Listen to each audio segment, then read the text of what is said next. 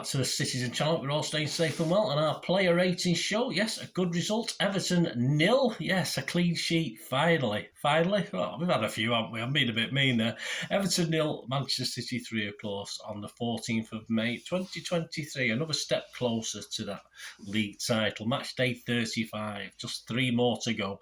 2 p.m. at Goodison. Yeah, a bit of a nervy first quarter of the game, I suppose, but check out my Talking Point show later on when I put that out. This is the Player Rating Show with Manchester Evening News' Simon Bajkowski, their chief writer, of course, for Manchester City, even though he's a United fan.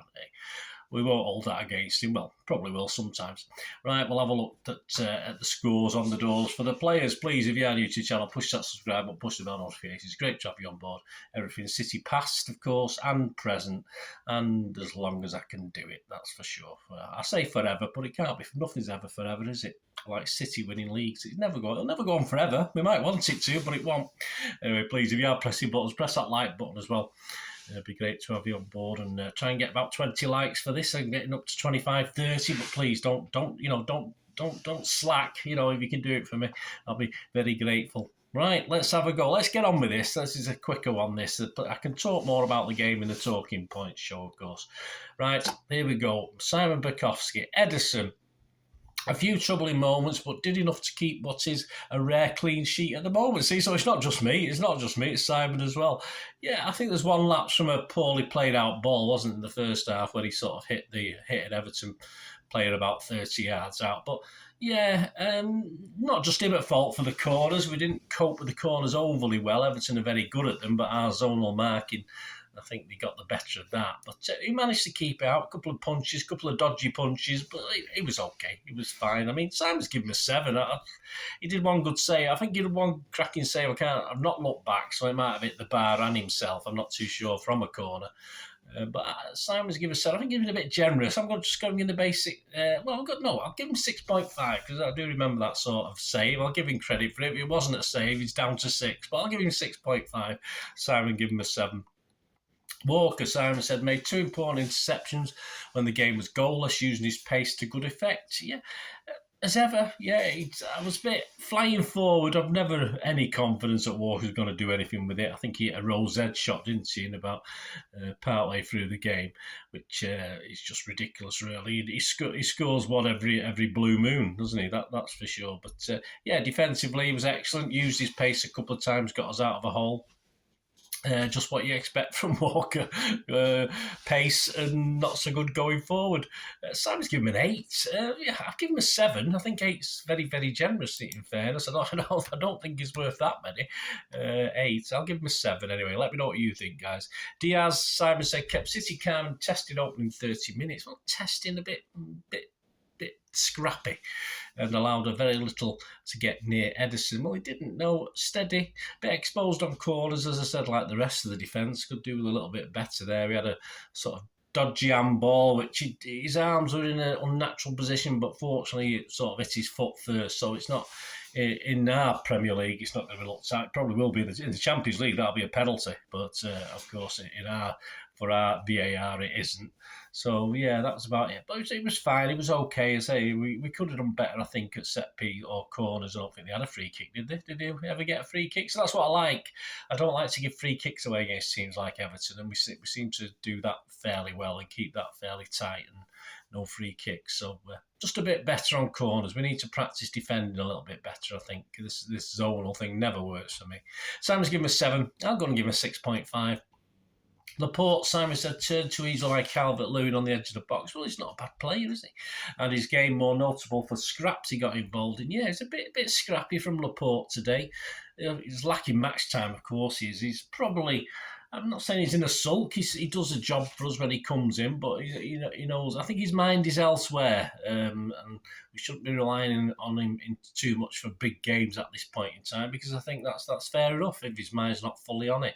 Simon's given him a 6. Yeah, I'll give him a 6 as well. I say nothing to be down on him about. Akanji, Simon said, added central midfield to the list of positions he has played this season. Yeah, showing remarkable versatility. Well, he is. Of course, similar to Walker, I'm not overly convinced going forward he can find the right ball. If he's on the edge of the box, I'm not getting all giddy when the ball gets to him. But overall, defended when he needed to and had a really good game. Clever at times. I think he got a foul at a crucial time where we're perhaps a little bit under the cosh, where he actually won a free kick on the edge on the sort of touch line. Yeah, happy with Akanji. He's asserted himself really well this season and no different today. I mean, Simon's given him a 7. I'm going to give him a 6.5.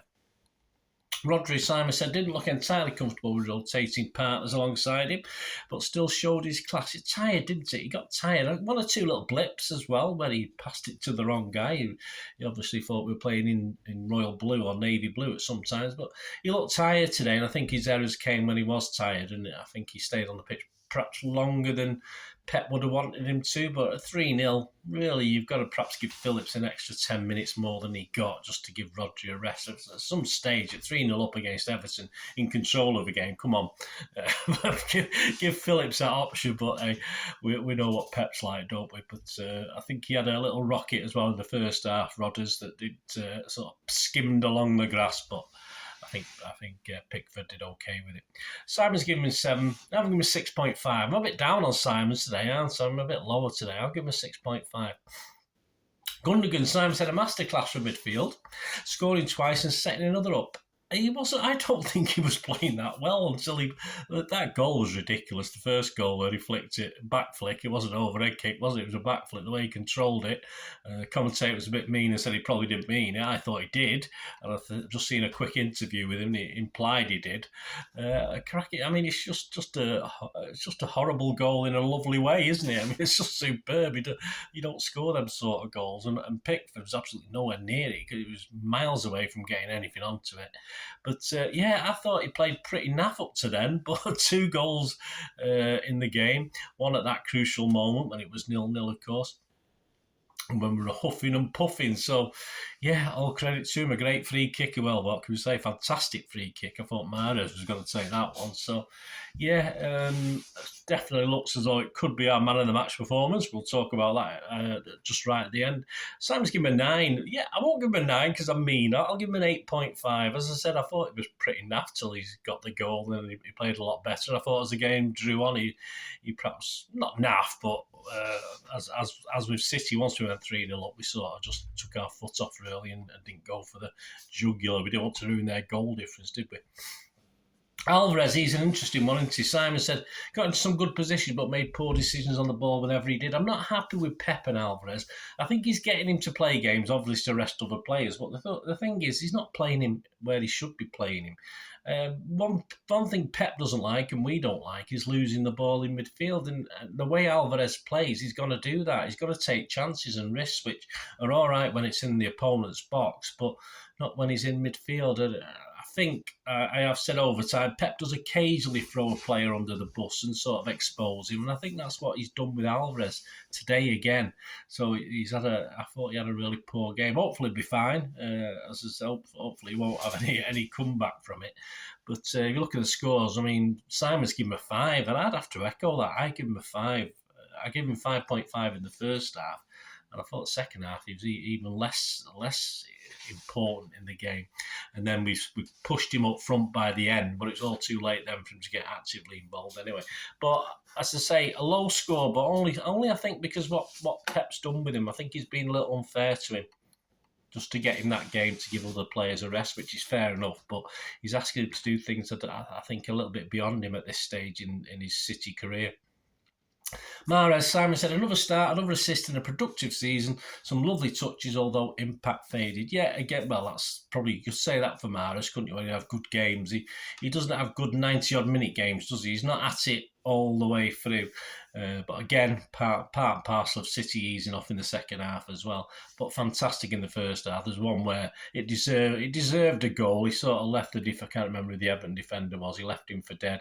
But his cross was a bit high to the back. It did end up with a chance for City. But but that bit of skill alone was, I think it did take your breath away in the way the Gundols, you just looked in amazement. There's one piece of skill from Mahrez. And he had a good first half. So, I mean, Simon's given him a 7. Yeah, I'm going to give him a 7 as well. I think, as I say, he faded out, but who didn't? Who didn't in the old black and yellow shirt? Foden, Simon said some impressive direct runs that will have made Guardiola think ahead of his Real selection. Probably not. Useful. He did always well. He was always a threat. He held the ball well. He didn't give it away too many times. I was a bit worried when he went down, jarring his knee after that sort of foul on him, but he seemed okay after that. He might feel it tomorrow a little bit more. So, personally, probably unless someone comes out this badly, I don't think he'll be starting against Real Madrid. But you never know. A good performance for me from Foden. Simon's given him a 7. I've given him a 7 as well. Haaland, another interesting one. Barely had a kick, but was a handful all afternoon and got on the score sheet, said Simon. Yeah, I mean, you should have chinned Mina. I think we'd all like to chin Mina. What a horrible... Every time you saw him off the ball, Mina was just pushing him, just pushing him out of the way. I mean, you do look at that and you think, how do these players sort of cope with that for however long in a match? It's ridiculous. And Mina is just... I don't know. Perhaps he is a good footballer. I don't know too much about him, but for me, he needed a good slap. As simple as that.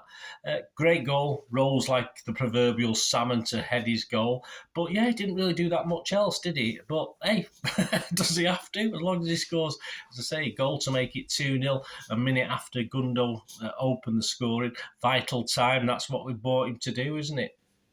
Simon's given him a 7, I give him a 7.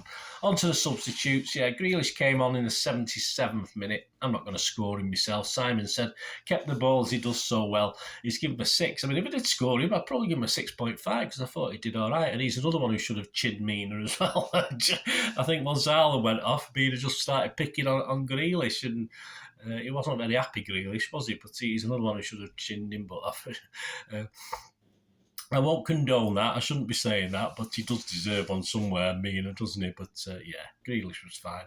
Bernardo for Gundogan on 77 came into the middle, helping the struggling Rodri. He did, and he did very well, I thought. Simon's given him a 6. I said I'm not going to mark him, but he did seem to hold on to it well, took any of the fight out of the Everton midfield at that stage and sort of helped kill the game for the last 15 minutes or so. Phillips for Rodri on 88. No time to score or mark, and Gomez similar for 90 minutes for Diaz. At least he got 3 minutes on the pitch. He could have perhaps gone back to the changing room and boiled an egg. He might be a bit more productive, but at least Gomez got on the pitch, which is all we can say. Not used: Ortega, Stones, Lewis, De Bruyne, and Palmer. Man of the match, it has to be Gundo, doesn't it? I mean, even if he didn't do anything else for that goal, that ridiculous goal, which is what it was. And you do see stuff like that in games, but it's nice when a City player does it. Quality from Gundo. I don't think there's anyone really defensively. I wouldn't say anyone was outstanding. Of course, Gundo, as I say, up top, Haaland wasn't fantastic. So I think he's a standout, Gundogan. I think he's definitely won the City man of the match, and he wins my man of the match as well. Let me know what you think, guys. Let me know your scores. Let me know how we did. And please check out, as I said, my Talking Point show, which will be out very, very soon with some views on the game. Are Everton going to survive? Possibly. We'll talk about that. And are we going to win this title? Possibly. Arsenal have just kicked off as I'm recording this, so I won't be watching. I've no real interest. If I stumble across someone mentioning something on Twitter, I will. I have no doubt that Arsenal will win this game today, so I'm not going to get all giddy about it, but we can do it ourselves. It doesn't matter, does it? Anyway, join me for the Talking Point show. And of course, hopefully Monday, I'm still waiting for the referee appointments, but I don't like putting my preview out without knowing who the referee was, but that's as at today, Sunday. The Champions League UEFA haven't put up the referee appointments yet, so hopefully I'll have that out on Monday. I've done a lot of the pre-work on it anyway, so I'll get that out on Monday. So check that as well as my talking points for this one. Check out the preview for Real Madrid, another big game. Thanks for watching, guys. Until we meet again, that's one thing, don't I? Please stay safe, Blues. Come on, City. Bye for now.